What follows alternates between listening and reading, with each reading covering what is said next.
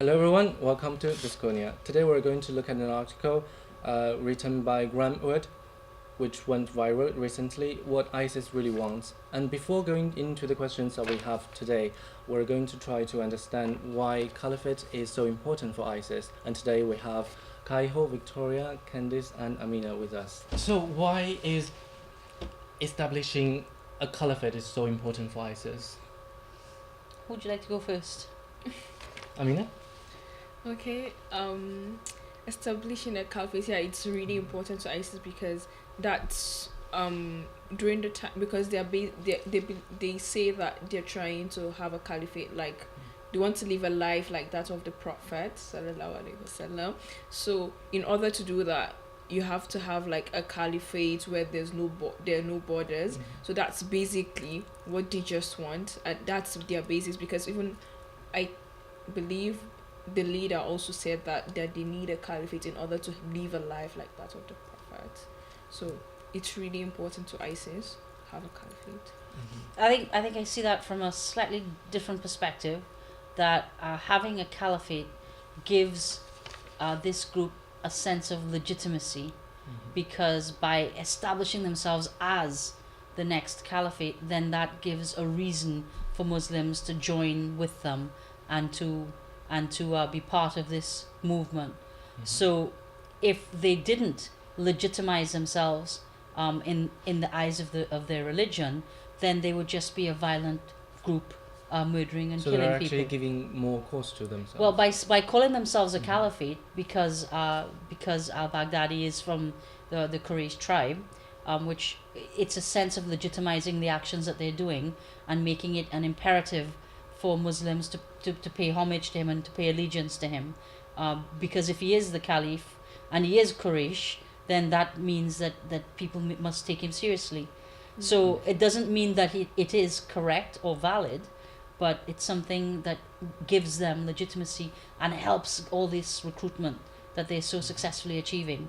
But it doesn't mean that that is the case. Yeah. So basically, calling themselves a caliphate, it works very well domestically, and also it works very well As a recruiting tool. Yeah, because when people, I think, what you're trying to say is that when we see them establishing a caliphate and then they want the Muslims to start, so then they want everyone, Muslims that are not supporting them, to start thinking, oh, us having a caliphate, that means we have power. It's the sign of, it's what they said will happen. That's what's going to happen in Islam. So we all need to follow ISIS. And it be also part of that caliphate. It also establishes an obligation on the part of Muslims that if there is a caliph, that you must pledge allegiance to him, or else you're a bad Muslim. You become apostate. So it's quite a shrewd move to proclaim himself the caliph, because then he's making it an obligation on all Muslims, to pay allegiance if they believe that he is the caliph. So Kaiho, can you help us understand why all this is happening now? What's so important with the time and space we're living now that is making this all possible? I think one of the reasons is globalization. Yeah, and then I think ISIS is an international criminal group, and isolated people who are not satisfied with status quo tend to be a criminal. So I think, and then why are they isolated? Because of inequality, and globalization is pushing inequality. That's why I think globalization is the answer to your question. Okay. So do you see a role Islam is playing in this as a religion? What's the role of Islam in this issue? I think ISIS just take advantage of Islam's religious things, so they justify their own activities by using Islam religious things. Okay. Beliefs. Okay. So Victoria, do you agree with Wood in his article saying actually if you take away the territory, this might help for the situation, since they're only taking advantage of Islam? Okay, I think the territory is an important part of the legitimacy, but however, it's just one part of it. So by taking away the territory, it's not completely taking away the legitimacy. But I think most important of all, we shouldn't be seeing territory as something material, as we have seen them with states in the Westphalian system, because ISIS does not start or does not end within their borders. As we know, it has presence in a lot of countries, and it has been attracting people from over 80 countries. So is it really that by taking away the territory, this idea is going to stop? I don't think an idea can be killed. So therefore, by taking away a territory, you're just finishing with one part of the legitimacy, but the whole idea, the whole ideology of ISIS will remain.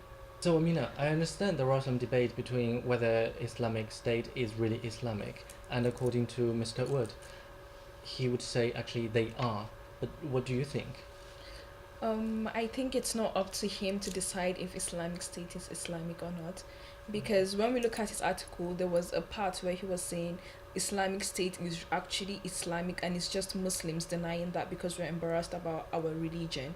So it's him, he is not really a Muslim that has researched deeply into it. I believe he should leave it to us Muslims to look into it, because even someone like me, I can't say I'm not knowledgeable about it enough. So we all need to do deep research before we can say it's really Islam, whether it's really Islamic. So yeah. So okay, now I understand. Basically, leaving the judgment to him is kind of a single sourced. Yeah, it's like single sourced, and for a religion like Islam that now it's all over the media and everything, we can't really justify the sayings of Wood. So I believe his article is quite controversial. Really, okay. Yeah, about the whole Islamic State. And really, I don't think he's really helping the situation here. Yeah, he's not really bringing, because he's looking more about the article is more about ISIS and their beliefs and it apostasy, and then it's not looking at the other side. It's not talking to other Muslims that do not support ISIS. It's just single-sided. Okay, so Candice, I have a question for you then. Do you see a way out of this? That's a really good question. Just to touch base quickly on what Amina just mentioned, there's a lot of discussion in the article and about the article and around the article which relates to Salafism and jihadi. And just to support something that Amina said, he hasn't actually spoken to people who are not actively engaged in war in one form or another on the Western society. And so in that sense, the article lacks counter-arguments that would allow us to have a balanced view of what's been written. So in terms of your question of do we see a way out of this, I'm just going to touch base again on this concept of war.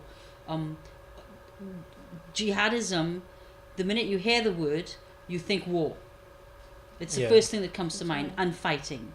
And I think that's very much Islam and this problem that we're having now. It's a symptom of the environment that we're living in, because there's a war on everything. There's a war on terror, there's a war on drugs, there's a war on piracy, there's a war on, a war on immigration. And so we are creating an environment where we're thinking in terms of securitization and war. And by doing that, we're creating the environment where people who want to argue with or differ from a particular perspective think that the only way to fight is to fight. So this kind of a realist approach. Well, it's not so much a realist approach as the realist the realist behavior of the West, if you will, is creating a realist response from other people who may feel alienated and not quite part of what the West is doing. So to answer your question, is there a way out of this? We have to stop encouraging and creating a warlike environment where it's okay to fight. Because if we say we're fighting something, the people we're fighting will want to fight back or fight against us. So this problem is a symptom of language, this academic discussion. So we need to be thinking about how we frame identity and things like post-structuralism, what role that has to play in this particular discourse. Yeah, the language creates the environment, that creates the structures, it creates people wanting to fight against us in whatever form that takes. So to answer your question, is there a way out of this? Change our language, change the way we treat people who are other, change alternative views to Western perspectives, and don't change it in a warlike manner, change it in a peaceful manner, because Islam is a peaceful religion. Yeah, and also actually I have another question for you. I might sound very suspiciously Chinese here. So should free media be constrained a little bit? Should media be constrained? Well, we are a media organization at Bisconia. Yeah. Do we restrain ourselves? We have a very clear guideline that we do not restrain ourselves. We want to give an alternative perspective to looking at things. Yeah. So to say that we need to restrain how ISIS is reported is more of an accurate question. What language are we using when we're discussing ISIS? Is it language that is going to recruit people to go and fight more? Moderated somehow. Yeah, or is it language that will recruit people to thinking peacefully about dealing with problems and dealing with concepts of alienation? And I think the responsibility lies in the language that we use rather than in constraining or stopping reporting. It's when we call someone a terrorist, we empower them and their argument. When we call someone a criminal, we remind people that what they're doing is criminal and abhorrent to people who are not criminal. And it's less glory. There is less glory. There is less glory. Yeah. Thank you. So what do you think about this article? Well, I think the article, in its lack of counter-argument, in its lack of perspective, by its nature, it's focusing on one aspect of this group, whether it's a legitimate group or not. And I think that's scary because it makes people who haven't thought about it before question, should I be following ISIS? And it makes people who are upset about the existence of ISIS get angry and want to fight. And both of those reactions are exactly what ISIS wants. And that's why I think the article is dangerous. Thank you very much. So that's what we have for you today, and I hope some of your questions got answered as well. As we always say, the world is changing day by day, and we hope our knowledge in Bisconia can help you get better prepared for a different tomorrow. Thanks for watching. We'll see you next time.